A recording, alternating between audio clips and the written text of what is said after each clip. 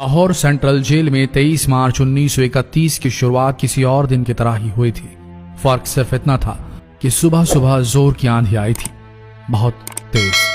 लेकिन जेल के कैदियों को थोड़ा अजीब सा लगा जब 4 बजे ही वार्डन चरत सिंह ने उनसे आकर कहा कि वो अपनी अपनी कोठरियों में चले जाएं। उन्होंने कारण नहीं बताया था। उनके मुंह से सिर्फ ये निकला कि आदेश ऊपर से है। अभी कैदी सोच ही रहे थे कि माजरा क्या है। जेल का नाई बरकत हर कमरे के सामने फुसफुसाते हुए गुजरा कि आज रात भगत सिंह, राजगुरु और सुखदेव को फांसी दी जाने वाली है। उस क्षण की निश्चिंता ने उनको झकझोर कर रख दिया। कैदियों ने बरकत से मनुहार की कि वो फांसी के बाद भगत सिंह की कोई भी चीज जैसे पेन, कंघा या घड़ी उन्हें ला कर दें ताकि वो अपने पोते पोतियों को बता सकें कि कभी वो भी भगत सिंह के साथ जेल में बंद थे। बरकत भगत सिंह की कोठरी में गया और वहां से उनका पेन और कंघा ले आया। सारे कैदियों में होड़ लग गई कि किसका उस पर अधिकार हो। आखिर में ड्रॉ निकाला गया, लाहौर कॉन्स्पिरेसी केस। अब सब कैदी चुप हो चले थे। उनकी निगाहें उनकी कोठरी से गुजरने वाले रास्ते पर लगी हुई थी। भगत सिंह उनके साथ फांसी पर लटकाए जाने के लिए उसी रास्ते से गुजरने वाले थे। एक बार पहले जब भगत सिंह उसी रास्ते से ले जाए जा रहे थे तो पंजाब कांग्रेस के नेता भीमसेन सच्चर ने आवाज ऊंची कर उनसे पूछा था, आप और आपके साथियों ने लाहौर कॉन्स्पिरेसी केस में अपना बचाव क्यों नहीं किया?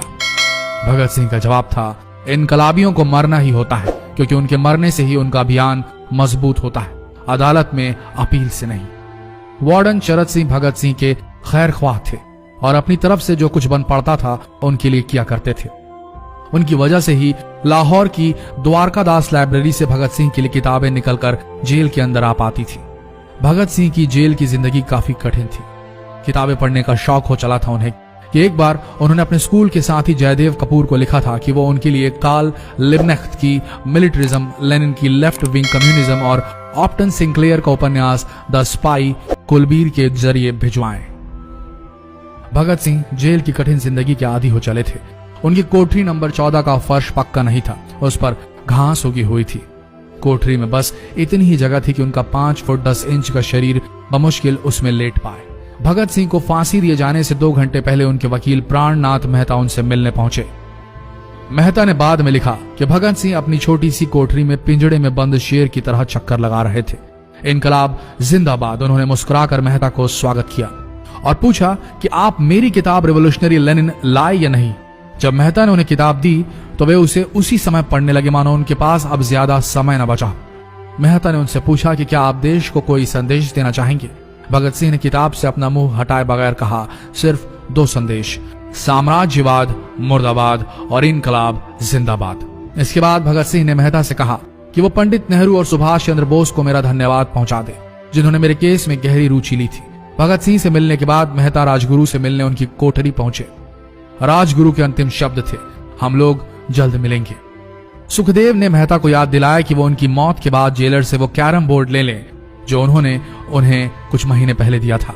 मेहता के जाने के थोड़ी देर बाद जेल अधिकारियों ने तीनों क्रांतिकारियों को बता दिया कि उनको वक्त से 12 घंटे पहले ही फांसी दी जा रही है।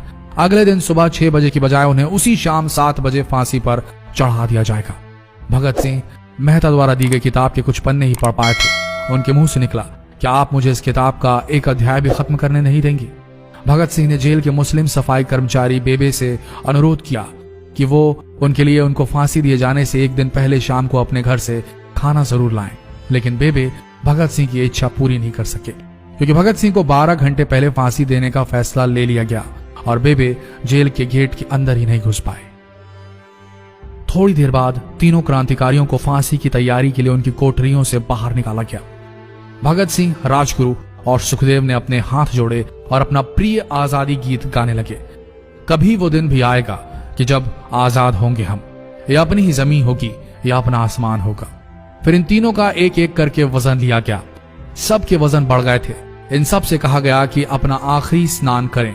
फिर उनको काले कपड़े पहनाए गए लेकिन उनके चेहरे खुले रहने दिए गए।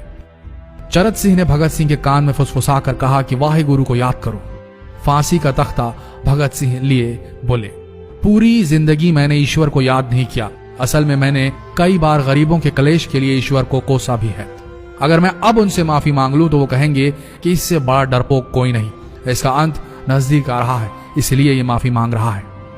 जैसे ही जेल की घड़ी ने 6 बजाया, कैदियों ने दूर से आती कुछ पद चांपें सुनी। उनके साथ भारी बूटों के जमीन पर पड़ने की आवाजें भी आ रही थी। साथ में एक गाने का भी दबा स्वर सुनाई दे रहा था। सरफरोशी की तमन्ना अब हमारे दिल में है। सभी को अचानक जोर जोर से इनकलाब जिंदाबाद और हिंदुस्तान आजाद हो के नारे सुनाई देने लगे। फांसी का तख्ता पुराना था, लेकिन फांसी देने वाला काफी तंदुरुस्त।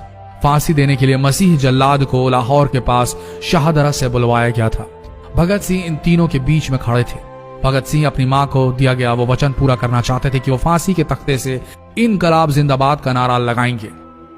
लाहौर जिला कांग्रेस के सचिव पिंडी दास सोंधी का घर लाहौर सेंट्रल जेल से बिल्कुल लगा हुआ था। भगत सिंह ने इतनी जोर से इनकलाब जिंदाबाद का नारा लगाया कि उनकी आवाज सोंधी के घर तक सुनाई दी। उनकी आवाज सुनते ही जेल के दूसरे कैदी भी नारे लगाने लगे।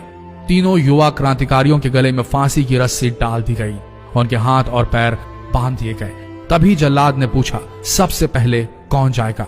सुखदेव ने सबसे पहले फांसी पर लटकने की हामी भरी। जल्लाद ने एक एक कर रस्सियां खींची और उनके पैरों के नीचे लगे तख्तों को पैर मारकर हटा दिया। काफी देर तक उनके शव तख्तों से लटकते रहे। अंत में उन्हें नीचे उतारा गया और वहां मौजूद डॉक्टरों लेफ्टिनेंट कर्नल जे नेल्सन और लेफ्टिनेंट कर्नल NS सोंधी ने उन्हें मृत घोषित किया। एक जेल अधिकारी पर फांसी का इतना असर हुआ कि जब उससे कहा गया कि वो मृतकों की पहचान करें तो उसने ऐसा करने से इनकार कर दिया। उसे उसी जगह पर निलंबित कर दिया गया अंग्रेजों द्वारा। एक जूनियर अफसर ने यह काम अंजाम दिया। पहले योजना थी कि इन सब का अंतिम संस्कार जेल के अंदर ही किया जाएगा, लेकिन फिर यह विचार त्यागना पड़ा जब अधिकारियों को आभास हुआ कि जेल से धुआं उठते देख बाहर खड़ी भीड़ जेल पर हमला कर सकती है। इसलिए जेल की पिछली दीवार तोड़ी गई। उसी रास्ते से ट्रक जेल के अंदर लाया गया और उस पर बहुत अपमानजनक तरीके से उन शवों को एक सामान की तरह लाद दिया गया। पहले तय हुआ था कि उनका अंतिम संस्कार रावी के तट पर किया जाएगा, लेकिन रावी में पानी बहुत ही कम था, इसलिए सतलज के किनारे शवों को जलाने का फैसला लिया गया। उनके पार्थिव शरीर को फिरोजपुर के पास सतलज के किनारे लाया गया। तब तक रात के 10 बज चुके थे। इस बीच उप पुलिस अधीक्षक कसूर सुदर्शन सिंह कसूर गांव से एक पुजारी जगदीश अचरज को बुला लाए। अभी उनमें आग लगाई ही गई थी कि लोगों को इसके बारे में पता चल गया। जैसे ही ब्रितानी सैनिकों ने लोगों को अपनी तरफ आते देखा, वो शवों को वहीं छोड़कर अपने वाहनों की तरफ भागे। सारी रात गांव के लोगों ने उन शवों के चारों ओर पहरा दिया। अगले दिन दोपहर के आसपास जिला मजिस्ट्रेट की दस्तखत के साथ लाहौर के कई इलाकों में नोटिस चिपकाया गया, जिसमें बताया गया कि भगत सिंह, सुखदेव और राजगुरु का सतलज के किनारे हिंदू सिख रीति से अंतिम संस्कार कर दिया गया है। तो ये थे भगत सिंह की जिंदगी के वो 12 आखिरी घंटे। आशा करते हैं इस वीडियो में सुनाई गई ये कहानी आज युवा पीढ़ी के दिलों में मर चुके देशभक्ति को जगाने में कामयाब होंगे। जितना हो सके इस संदेश को पूरे देश में पहुंचाएं। इस वीडियो को शेयर करें फेसबुक पर, व्हाट्सएप पर, और हो सके तो इस पेज को फॉलो करें ताकि ऐसे ही वीडियोस आप तक सही समय पर पहुंच सके। मिलते हैं अगले वीडियो में, तब तक के लिए आप सबका धन्यवाद।